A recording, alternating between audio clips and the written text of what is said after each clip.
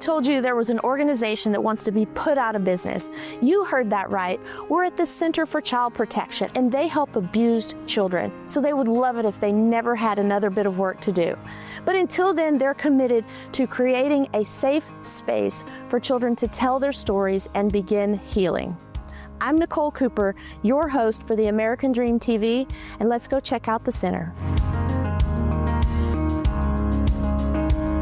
In Austin, when it comes to supporting children, this community shows up in golf shoes, dancing shoes, and even with bingo cards in hand.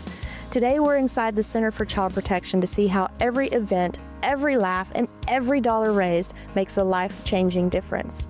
Keeping these services free takes an extraordinary community effort, and in Austin, that effort comes alive through fundraising events with heart, energy, and plenty of local fare. Every ticket sold, every sponsor's logo, and every cheer at an event fuels therapy sessions, advocacy programs, and the safe spaces children need to heal.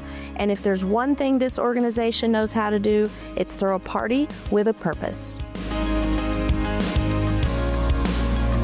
We're here at the Center for Child Protection, and this is Shonnery Pettit. Can you tell us a little bit about yourself and the center? You bet. I'm Shonnery Pettit, and I'm the president of the board of directors for the Center for Child Protection. We're a child advocacy center. What that means is we help every abused and neglected child in Austin, Texas. A child advocacy center is a place where hope and healing live. When we help children, we help them in three ways. We allow them to get their justice, we help them to find healing, and then we make sure that if there's an opportunity, we prevent abuse from even happening. The Center for Child Protection is where children who have experienced abuse or witnessed a violent crime find safety, care, and hope. Last year, the center helped over 1,500 children and their families, offering trauma-informed care, forensic interviews, and therapy, all under one roof. All of that is at no cost.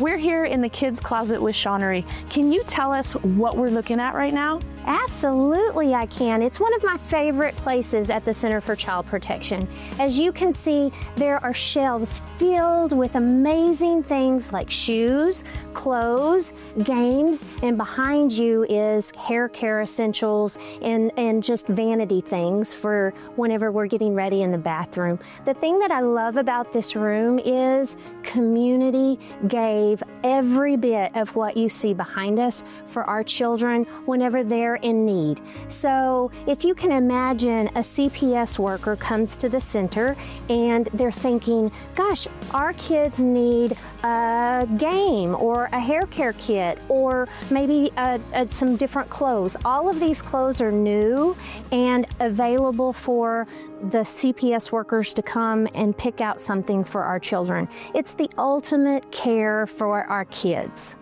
That makes sense because sometimes they're drawn out of a situation they can't pack for that. That's right. So they have the opportunity to come in here and get these beautiful brand new clothes.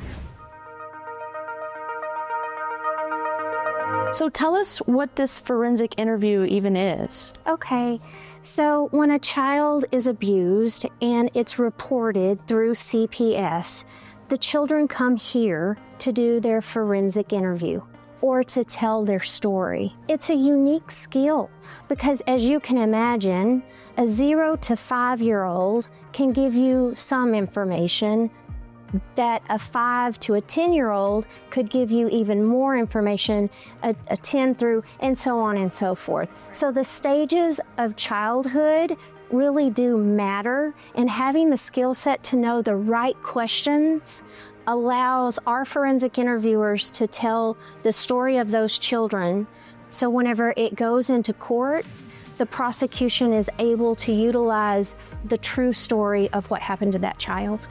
That makes a lot of sense. And so I'm understanding you correctly, that child will only ever have to tell the story one time, right? Yes, thank you. Yes, that's very much a pivotal thing that we care about, is that we don't go through anything that re-traumatizes our children, where they have to repeatedly tell the story over and over and over again, one time, and then they're done. Shonnery, can you tell us what all these beautiful pictures are about? Absolutely. This is the Guardian Angel Wall.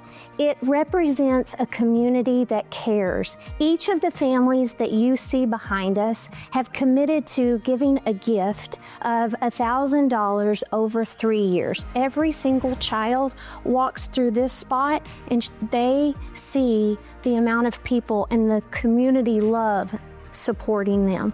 I love that. It's a very powerful story, a very powerful room, and a very powerful message. So whether you're here to cheer, dance, or volunteer, you're part of something bigger, a community that sticks together, that doesn't allow children to face trauma alone. Until next time, keep loving on Austin. I'm your host, Nicole Cooper, and this is The American Dream.